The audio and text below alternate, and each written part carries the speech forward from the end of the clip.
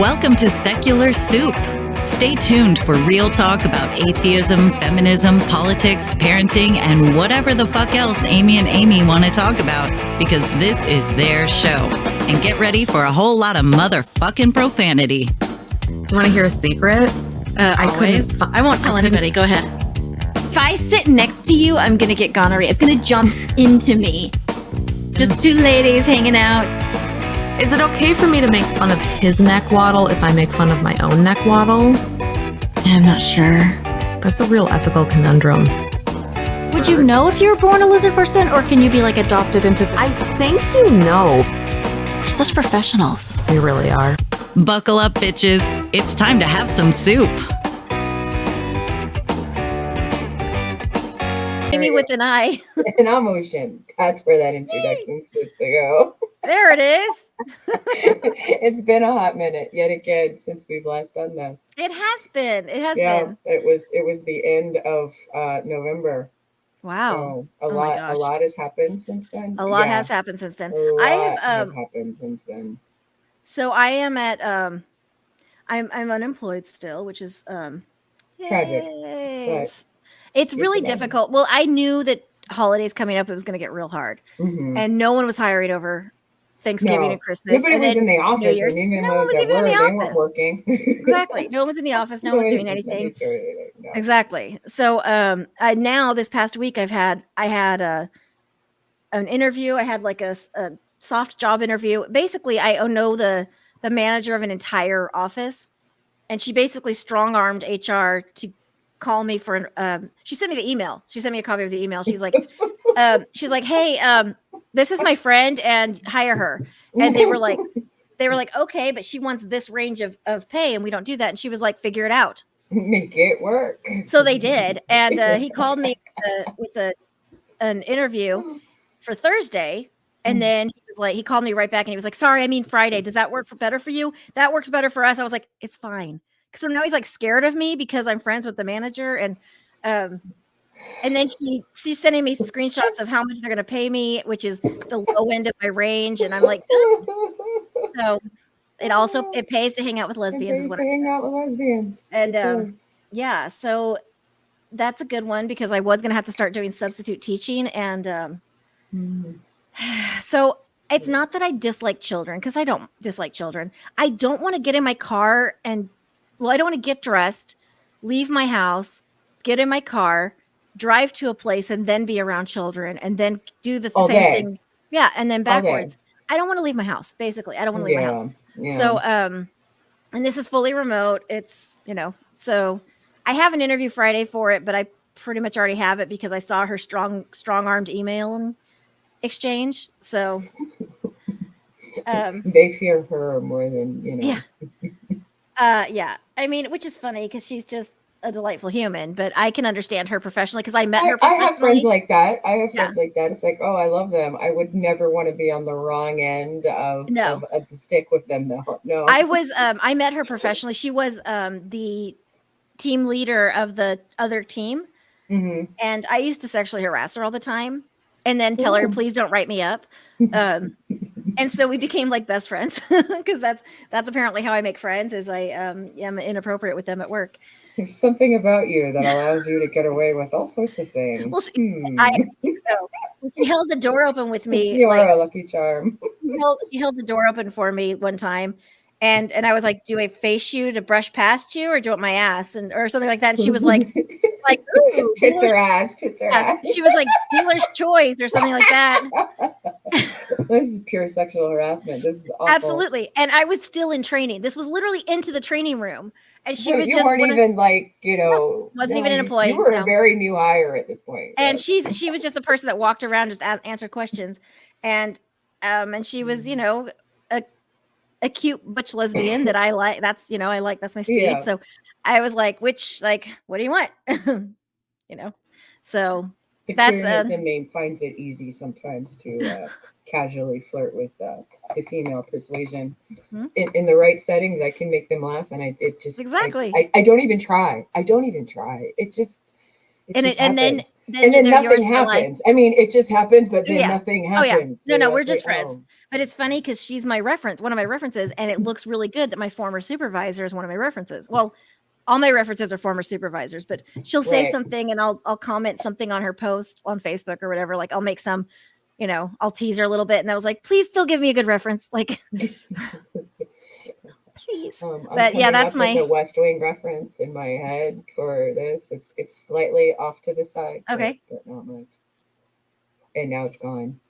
Okay. So we can talk about TV shows because you said you've been watching Good Omens too. So well, for a while there, I was on this kick of watching Pride and Prejudice, the BBC 6-episode series from the 90s, not the newer ones. I like all of them, but that one is the best. My all-time favorite. It's the best in the gazebo. It's the best. It's the whole thing. It's phenomenal. And I was watching it on repeat. Like it would get done with the 6th episode, and I'd just go back to the first. Have you seen North and South? No. Okay, add that to your rotation. I at a certain point it was like, okay, there's obviously this time period feel. I'm watching it for more than just the dialogue. It's the costumes, it's the lighting, everything. It's the scenery, it's everything. It's the music, it's the whole thing. And so I actually started watching again because I only got a few episodes in a long time ago, Downton Abbey. Oh, yes. And then there's the Gilded Age too. Which I haven't gotten into that one, but it was like, this was wild because as I'm starting to watch it, I was iffy. And then I realized as you get a couple episodes in, it's like, they're covering everybody in this abbey, from the servants and the staff to the highest ranking people that visit the house, much less the people who actually live there. And so that was nice to get this broad range. But then I suddenly realized, holy shit, this was more than 100 years ago. Yeah. Like realizing World War II was over 100 years ago. World War I was over 100 years ago. And World War II is on our doorsteps as far as how far away it is now. But that's not that far. It's easier, really not. As it gets, because it's like in Downton Abbey, it's like, 1920s. And it's so much easier now for my brain to grasp in 2020s. It's like, it's 100 years ago. It's literally, oh my God, because I grew up. Because really not that far. And it didn't seem that far. But now it was me. It's like, I'm just texting you another mini series that it's the same time frame, but it's also a heart. It's a good one. North and South, the BBC one is really, really good. And then he knew he was right. With the Jane Austen stuff, I'm not a romance. This isn't Jane Austen. No. But I realized it's like I'm not a romance fan. Mm-mm. Jane Austen is like Jane Austen's not romance though, because not romance because it's all about the people. But people will misconstrue that with Jane Austen, and it's like, oh, you like Jane Austen because she's a lady writer, and but she's ladies, my Tom girl. Like exactly, she's no. She actually ended up alone because she was like, "Fuck this, I'm done." See, so you gotta watch Good Omens too. I need to see the second season. I loved the first season because she's talked about, and between both the two of them. Oh my God! No, you got to watch it because it's. I've been watching documentaries. Oh, those are always fun. I need to recommend to everybody the Natalia Grace Speaks documentary because holy fuck. I'm not even going to talk about what it is. It's just an insanity thing. It's on HBO Max or True TV. I think it's a True TV document. I don't know, but it's on HBO, and it just finished. And I was telling my friends, I'm like, oh my gosh, you have to watch this, and then we have to talk about it. And the other night, I'm asleep. Saturday night.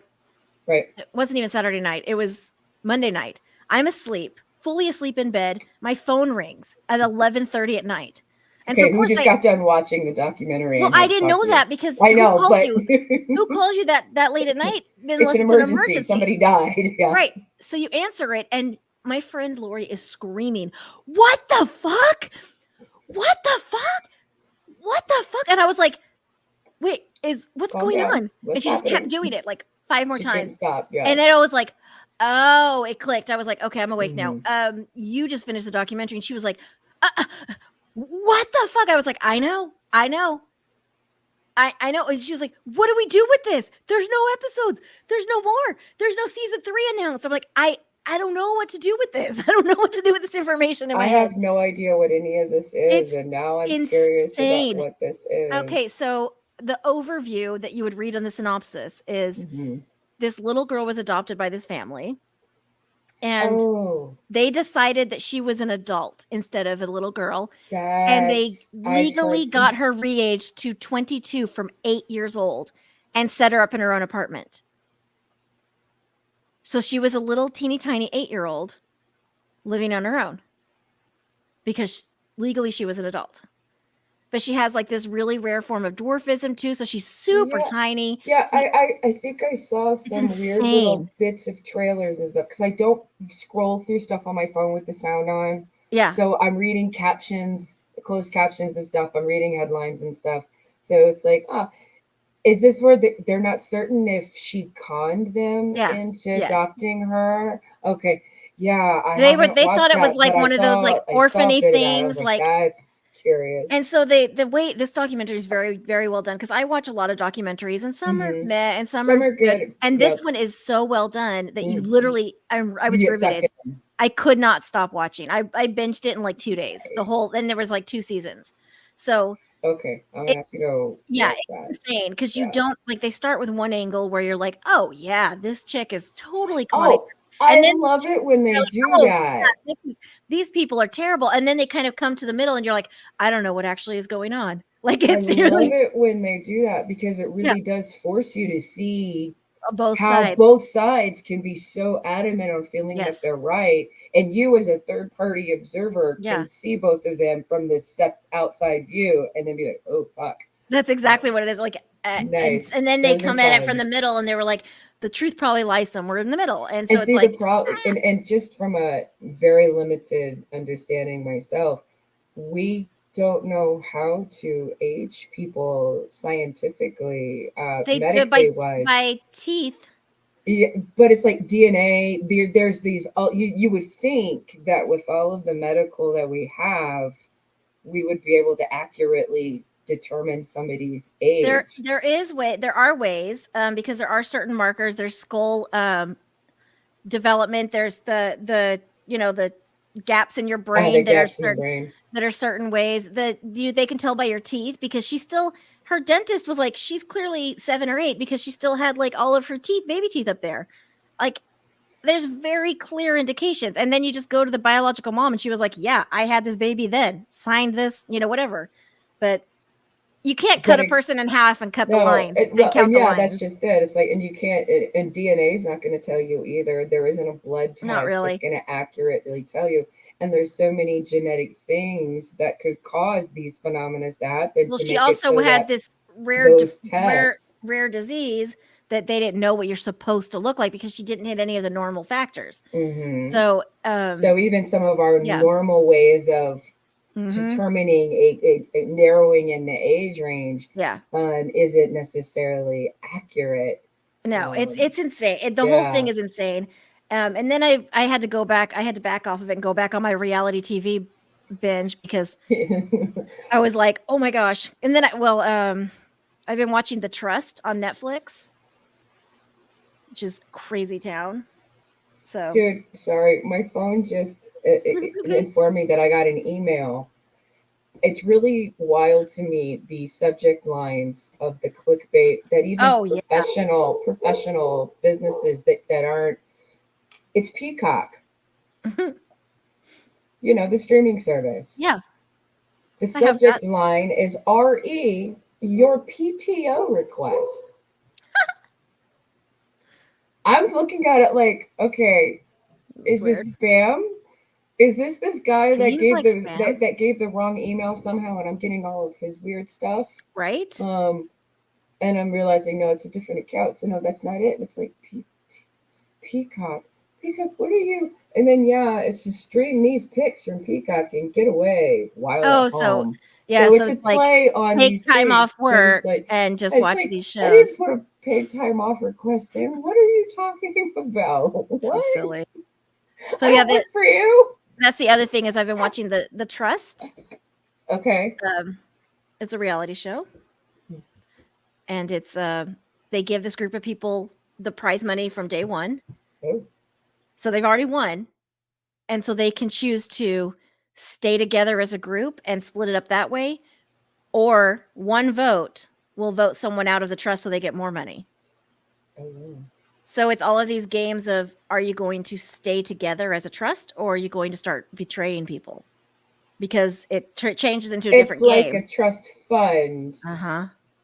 And we all have our toes in it, and who's going to stab who so that they can get their money and get a bigger... Right. So they have all these games that really show people's true colors too. And it's very interesting to watch the human behavior. I think I have a hard time with these kind of things as far as choosing to watch them myself, growing up the way we did. And no, don't want to get heavy and shit today, but it's like the manipulation, the mind games, the drama that's got to be started. It's like these people volunteered, signed contracts to play this game. See, I love it. I don't know why I love it, but I do. I love it. I watch all of those things. Well, I had a hard time, and now that I finally figured it out, I can go back and rewatch it and start watching it, and it'll be fine, and I'm sure I'll enjoy it. But Roz kept going off on how I need to watch The Good Place. Yes. How it's so fucking amazing. And I'm like, okay, fine. And I finally was like, watched a couple episodes, and I'm like, this makes my skin crawl. I'm like, there's a fucking liar here, and nobody's telling the truth because this is very uncomfortable because I'm finally, and it was near that middle part of my healing journey, which I'm going to be forever in it. And so you've learned what to look for. You learn what to look for, but you're not quite understanding what you're seeing to know what it is to identify it. Yeah. And so it's like, oh, somebody's not being, I don't know, we're manipulating people. This is not, you're choosing your words very specifically. That show is great. But now that I understand the end in a quasi way, because, without spoilers, and I just accidentally read across the thing, like, oh, that's why I felt the way I did about it in the beginning. Now we can watch it and it'll be fine because I'm supposed to. So my favorite show, a nice sign for me and my healing self, it's like, oh, that my favorite show ever that I can watch over and over and over again is not actually a happy show. Hold on, I have to mute myself. Sorry, I didn't want to cough in your ear. It's Fleabag. It's a British. It's British. It's kind of comedy, but it's dark comedy. Okay. And it's this girl whose best friend just died, and she has a complicated relationship with her dad, and her mom's dead, and she has a complicated relationship with her sister, but it's Phoebe, what's her face? For Friends? No, Phoebe. The actress Phoebe something Walsh, something. She's delightful, and she is. It's such a great show, and it delves into really deep things in a way that's kind of relatable and palatable. Yep. What's her name? Can't remember her name. I'm gonna look her up. Phoebe Waller-Bridge. I probably know her face. I love her. She's adorable. So it's that show I can watch over and over again, and Miranda, but mostly Fleabag. I can watch it over. That's my comfort show. Yeah. It's Fleabag. I'm addicted to NCIS. And the original, and then New Orleans. Okay. I haven't watched that in years. And years. I hadn't watched the New Orleans one in a while, and recently I went back and started watching that again. And I'm feeling the same way about it as I do as the original, and I'm realizing there's a lot of bonding of relationships and a lot of different facets that I never had. Oh, yeah. There's the father figures. Not only are there the father figures, there's the stories of the fathers going and rescuing. Yeah. So there's these things where I feel emotionally connected, and it's like, these are the things that I missed out on. And it helps me understand a little bit, but then I feel connected to this. It's this weird thing. Because it's not there's this awful crime and somebody died and this is my fascination. No, the whodunit and how do we solve the mystery is a lot of fun. But the NCIS shows specifically, and CSI does a good job with it too, of creating these good character development and relationships within these things that Okay. aren't of a necessarily sexual matters. Right. All Well, too because it's often, they're too intimacy. yeah, but all too often shows are too busy trying to get a male and female character paired up. Exactly. Well, they're gonna When intimacy matters, it's so much more than that, and we need so much more than that. these folks get the point. Yeah, they love each other like brothers and sisters. They, Yeah. you know, close siblings, close family knit people. And then you do see the characters, especially NCIS. The same thing with the original NCIS is that it's been around for over 20 years now. Actually, Wow. this year they're celebrating 20 years. Nice. I've seen it in bits and pieces every now and then, but I've never actually sat and watched it. And only in the last couple of years have they really started to lose most of the original cast. So they just had a job forever. Yeah, McGee, who was in there from season 1, is still there. Wow. Yeah, and so we'll talk about me in this sense because you know it's my family. As we get weird in the shows that we love and how we feel about these characters, I'm aware they're not real. just to make that perfectly clear. Yeah. But you got to watch McGee come in as this newbie computer geek, chubby kid, very socially awkward, and go through life. That's amazing. And grow up and watch him risk his life to help save his boss, who gets married, has children. Aww. Yeah, you watch this whole thing. He goes from the newbie guy all the way at the bottom, and at this point in the 20 years, I'm pretty sure they're going to end up making him head of NCIS. He's definitely, the last time I watched it, which was season 18, I don't think I watched the full season of 19, but yeah, he's developed. You've watched his full career. That's amazing. And, I like so, that. yeah, there's this development of these characters, and you just can't not for me. And being able to binge watch them like this, because I can watch multiple episodes in a row, it really makes it easier to get sucked into the family side of these characters. I really liked Rescue Me. I did that on Rescue Me, and it was the same kind of thing where it was that camaraderie and that family. And and I haven't watched a drama series in a while, but I've been reading a lot because I discovered this new author. And so I've been reading everything that she's done pretty much. Oh, it's nice when that happens. Yeah. It's her name's Christina Henry. And she writes kind of like thrillers, but they're fairy tale-ish thrillers. Okay. So she takes like, instead of being like a fairy tale and just coming at it from what if Captain Hook was the good guy, you know, like they do, she comes at it like from the top and just dives into it. Like it completely blows it up. Like it's a different, it's something unrecognizable. And you just know it's a fairy tale based on, you know, the stuff, but it's so unrecognizable in the story itself. So she has an Alice in Wonderland series. She has, I just read Lost Boy. It's about, you know, Peter Pan and Captain Hook. And where that dynamic started, like when they became enemies. Yeah. And all kinds of things. Like she has a bunch of them that I've been reading through as much as I can and putting other ones on hold at the library. Speaking of Peter Pan and Hook and that relationship and where it came from, if you ever liked the movie Hook, well, I like Rufio. It's from a book by Terry Brooks. Okay. Who did the Shannara series, which you may or may not be familiar with. I have. Terry Brooks. Actually, that was Terry a show. Brooks, our friend. That turned into a show that was great. Her little brother was reading a lot of Terry Brooks back in the day where their parents got him to just read ad nauseum, and they were paying like $1 a book or something. But he wrote, he's got a huge series that he does, but he's got a couple of offshoots. He also did Star Wars: The Phantom Menace. But Hook, it was just the tie-in there, thinking about books and stuff. I read the book recently. It's not very long, but again, it goes into this, where did this thing come from between these two people?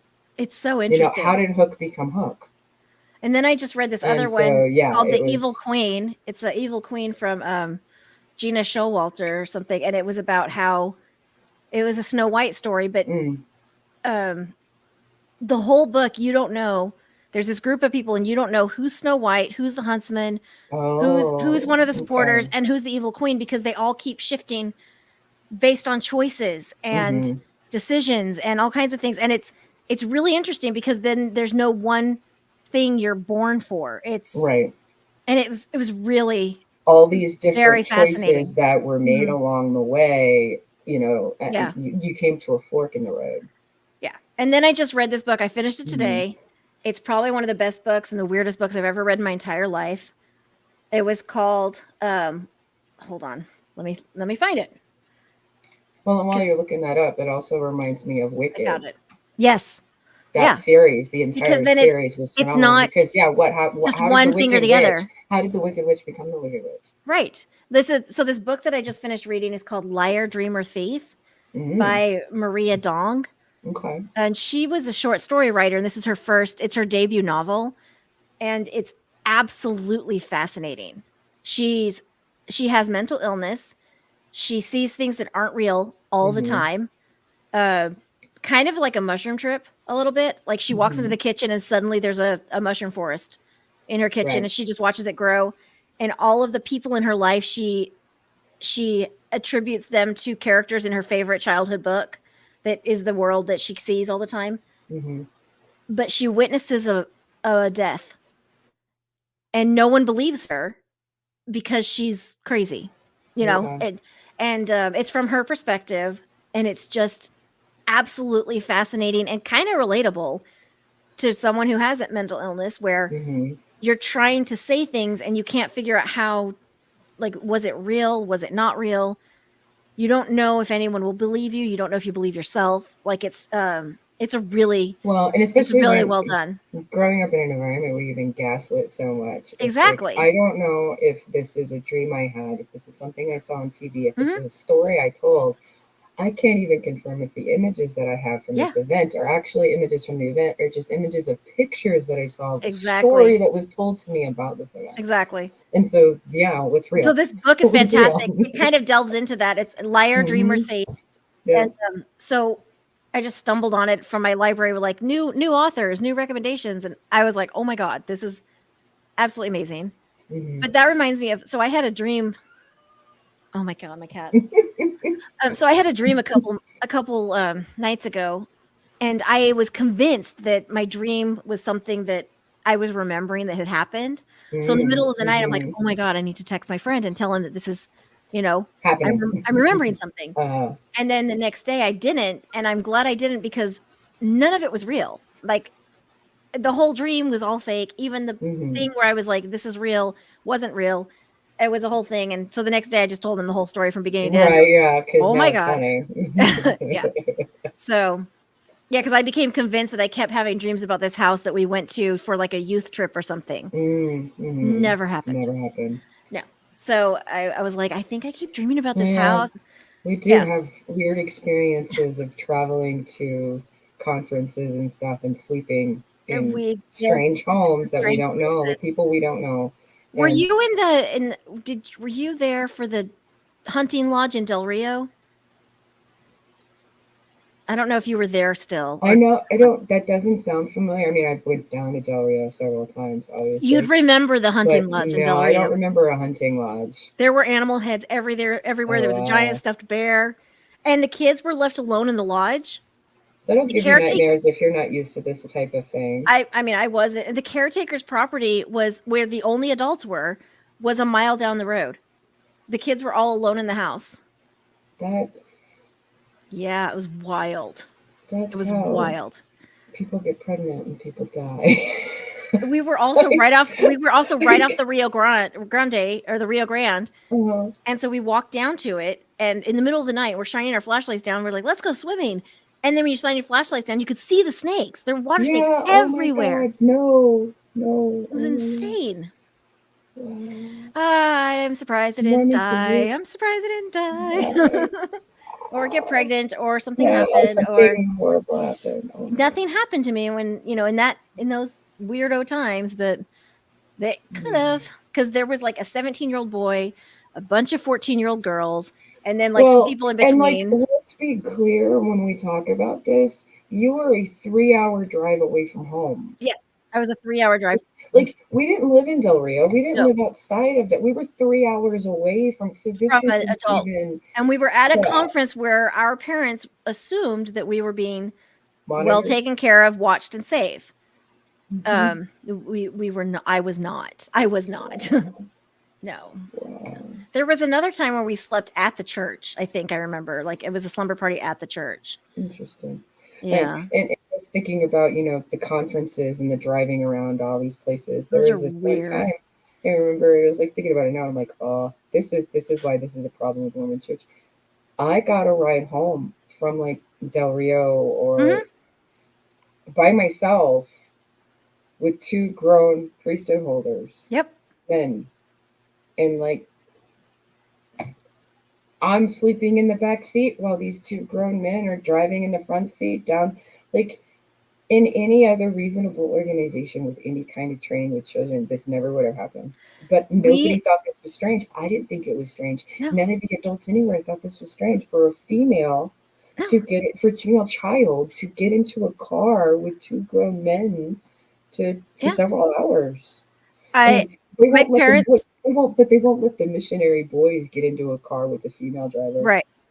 She might seduce them on their own, alone. I mean, a female driver can drive, So but not on her own. Like, if I see 2 missionaries on the road, I can't offer to give them a ride because they can't get in my car because I female presenting, looking at least. Exactly. Just use your big voice. And it's not because they're afraid that I might get assaulted or that I might harm them. They're afraid that I might, make them want to have sex with me and then sin. Just don't show your shoulders. Yeah, it's totally right. Don't show your shoulders. But it's like, it has nothing to do with any kind of safety other than because they don't care about the female safety, obviously. No. So when I was in high school, my parents forgot me at school a lot. Oh yeah. Because I have great parents. Clay left me. And we were far from school. There was no walking for that. Also, Ocean knows where I went to school. Ocean knows where I lived. We went to a magnet school, so we did not live near our school. The school was on the other side of the district. So right off the highway. Right off the highway. So one time, I just saw it over the summer because I went to San Antonio for vacation to visit my brother. Right. So we there was one time I was late, or my parents didn't pick me up. I stayed late for like a choir practice or something. I went into the night school business office and called my parents, and no one answered. I ran into someone from the ward's older brother who was an adult college student, and he took me home.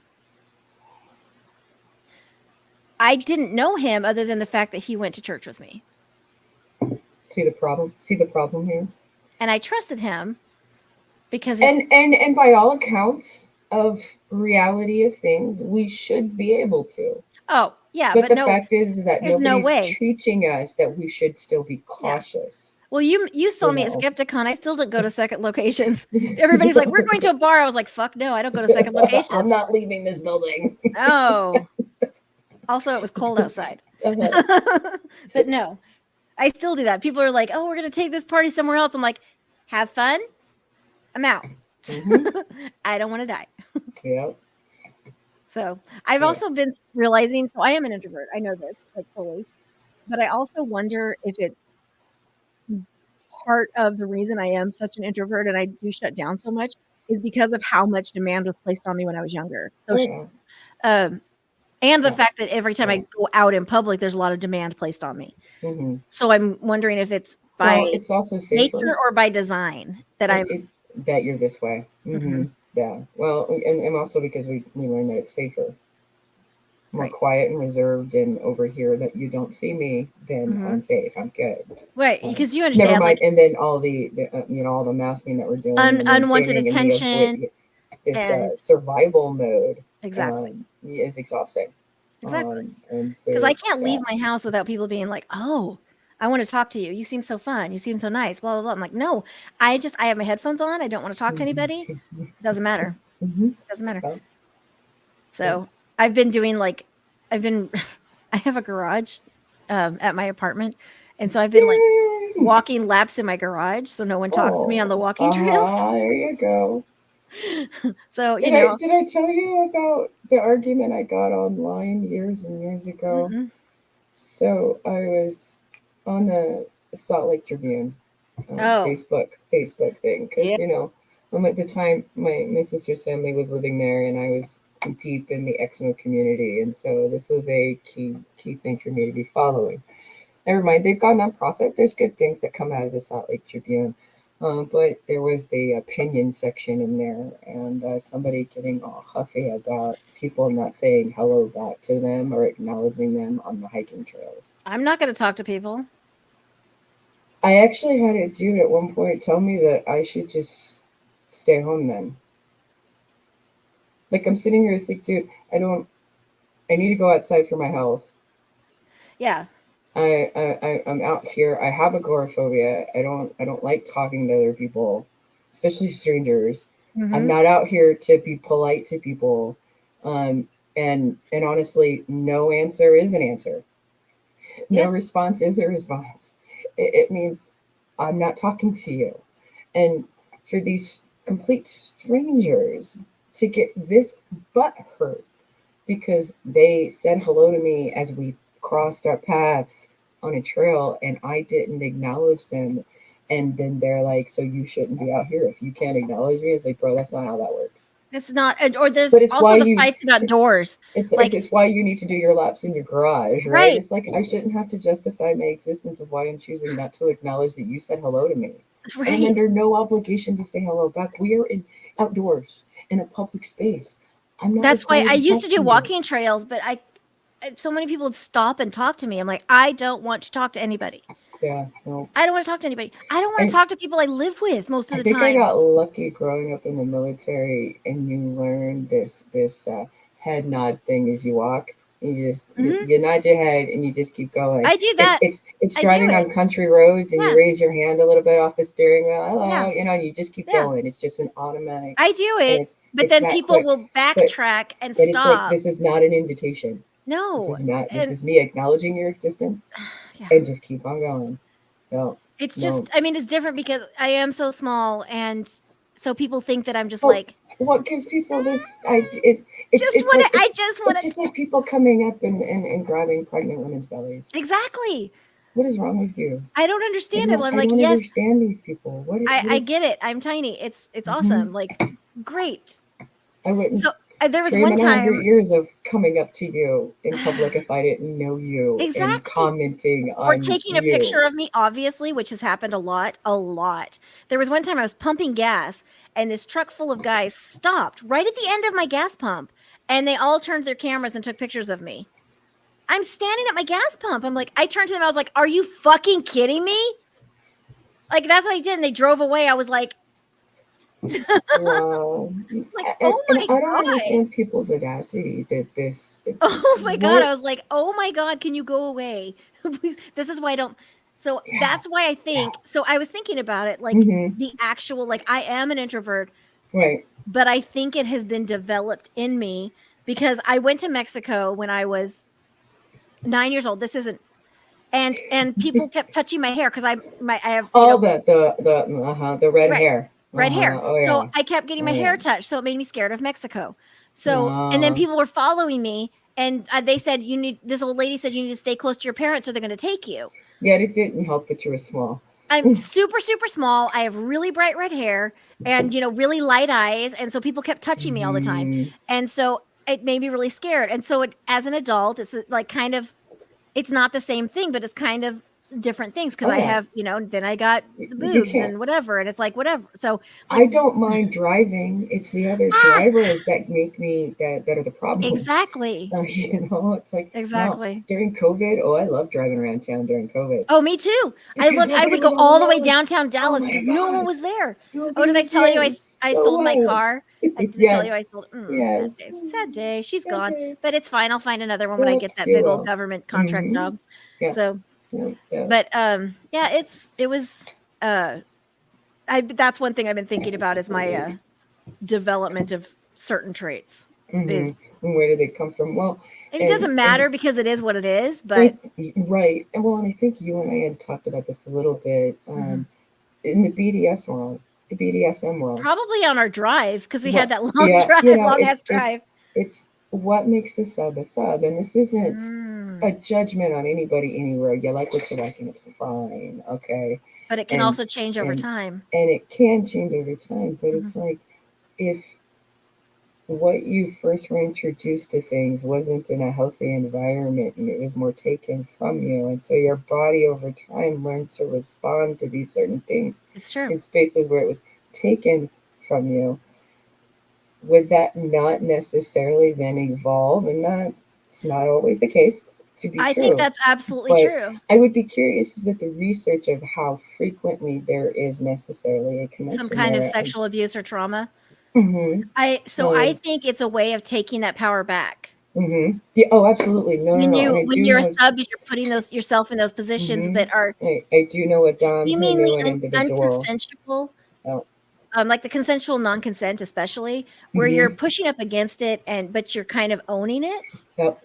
In ways that are healthy and you can process it in a certain way. I had a friend of mine who's a dom, and he had a friend of his, and she had been severely abused, we'll say. And yeah, in taking her power back, she wanted to role play these things. That's what I did. I was a sub for years and years, and now I'm leaning more towards switch again because now I am feeling my own power, right? And I want to exert it in certain ways. Well, and in the relationship with the male female, we'll say, because we're talking more masculine feminine kind of thing here. Yeah. The amount of men who are learning to let go and allow that domination to happen in these safer spaces is also good for them too. When you think about they're supposed to be the dominant, well, right? As far as the normative side, right? Absolutely, normality, and so get this switch idea to be able to both of us have wherever your head's at and whoever's feeling it right then, and absolutely. Yeah, but that's a thing that's been curious for me on just No, that's really good. So this is where I've lived. This is where my depression has gone this past couple of weeks. I just wanted to share that with you. Do you have anything else to add before we wrap up the show? It's been about that amount of time. Yeah, it has been. No, everybody stay warm. It's so okay. It's warmer now. It is warmer now. We have been. Texas has been in a giant cold snap, but luckily no moisture came through, so we weren't iced in. But since I sold my beautiful car, the only car I have is a diesel. And did you know diesel gels? They don't like who doesn't know diesel gels? Texans. Do you know why diesel trucks have to stay running even when they're just sitting there? For that reason. Yeah. Yeah. Who doesn't know that are people that are from Texas. So I was talking to my friend about it, and he was like, I've known that my entire life because he's from like New Hampshire. I'm like, why would a Texas girl from San Antonio know this? Like, why would I know this? There's no way. So I went during Snowmageddon a couple years ago in Texas. I went to go start my car. It didn't start. And so I was like, battery or whatever. So I called AAA. Right. I called AAA and they tried to jump it. And then they were like, is this diesel? I was like, why? And they were like, hey, you're real cute, lady. And they explained it to me. And I was like, God damn it. How would I know that? Right. It's one of those knowledge that you have if you need it. And I never needed it. So a friend of mine who lives in San Antonio, she's got a son in elementary school right now. And she's like, the other day, she's like, do I just keep him home from school? Because I don't know if I can get him in enough layers to keep him warm. And I'm over here giggling, living in northern Colorado. Right. And it's like, oh yeah, no, they canceled school today because it was negative double digits. Yeah. That's why they canceled school today. So we've been like 12. Not to talk bad about who can handle what cold more, because when I was living in San Antonio, it's not that we can't handle it, is because the infrastructure can't handle it. Absolutely. Well, never mind. If you've been living in that climate for so long, you're not used to it. It's taken me over a decade for my body to adjust to this climate. Well, even then, I can go outside. Like I was outside with no shoes on. Of course, I might have been chemically enhanced. Uh-huh. But I was outside with no shoes on, and my friend was out there handing my gentleman friend socks, and she was like, "Put socks on her." He did. He's very sweet. He did. I was feeling warmer than I should have been. Well, I find it funny for me these days. It's like, oh, I'm standing outside. I've got not really a jacket on. It's a long I don't wear jackets shirt. either, but it's And the I'm like- menopause. I'm like, it's 32 degrees out. As long as the wind's not blowing and the sun's shining, it's fine. Because we've had wind chill to like But when I negative first moved 5, here, that was not negative the case. whatever. Like, Mhm. but, and I don't own a coat. I literally don't own a coat. So I was wearing to my birthday party this weekend. I wore, you know, the dress I wore to the Skepta prom? Yes. Yeah, I wore that and a jean jacket and sandals. I didn't leave the house. It was too cold. We were trying to heat the pool for my pool party because I demanded a pool party in January because I'm a fussy bitch. Uh-huh. And because it was like 10 degrees. And then the gods just laughing at you. Kept, You're like, haha, we made starting. it so cold. Well, the pool thing the heater kept starting and then it would shut off. And so we're like, well, we'll just do the hot tub. No, the hot tub kept starting and shutting off. It was like, it's too cold for this. It's too cold. So we couldn't even do that. I was like, God damn it. So I blamed my friend, of course. Why wouldn't I blame my best friend? It's your birthday, you're allowed. No, it was so fun. We had a great time anyway. And I was talking about it. I was like, I'm really glad that it had like that chill vibe. And then my gentleman friend came to it and met my friends and my sister for the first time ever. Yay. And he was like, based on the people you surround yourself with, I actually like you more. He was like, all your friends are so amazing. And I was like, this took years of cultivation, but thank you. Because it did. Because there were so many times where I was like, I didn't want to hurt feelings or whatever. I'm like, no, fuck it. I'm only inviting people that feed my soul. That's it. That's it. And I have this one friend that the other night I was like having a moment, like a very spiritual moment. I was sending her all these text messages. Her girlfriend's the one called me screaming, what the fuck? But I sent her a message. I just realized that watching her over the years has made me a better person because of how freely she loves. And so I was texting her the other night. I was like, you helped teach me how to love. And she was like, but I was bawling. She was bawling. It was this whole thing. But yay. Be Anyway. excellent to yourselves. Excellent to yourselves. Have a good day. Stay warm. Eat Love food. you guys. Love you. See you later. Bye. Bye-bye.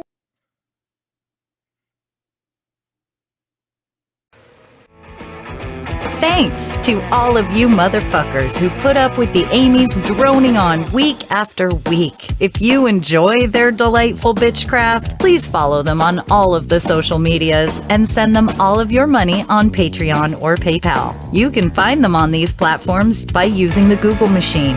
It's not hard. If you want to bitch with other fans about the show, join the Secret Soup Talk Facebook group. If you want to tell Amy and Amy to fuck off personally, you can send an email to secularsouppodcast@gmail.com, although it may go unanswered. Please rate and review the show on iTunes, Facebook, and wherever else you can review things like this. It will help spread the soup gospel far and wide. And hey, text someone right now. Tell your friends. As always, we'll leave you with the vocal stylings of Mr. Eli Bosnick. Secular soup creed. Soup is the ultimate virtue. It's delicious, nutritious, patriarchy smashing, racism fighting, warm and fuzzy, human affirming, fun having, anti-theist, glitter throwing, tummy satisfying, pair of new shoes fulfilling, diversity seeking, happiness. Minestrone, beef and barley, chicken broth and split pea, gazpacho, tomato, clam chowder and potato, chicken noodle, beef noodle, egg drop and ramen cup, miso, gumbo, leek and pho. Grab a bowl and taste the magic. Slurp even this.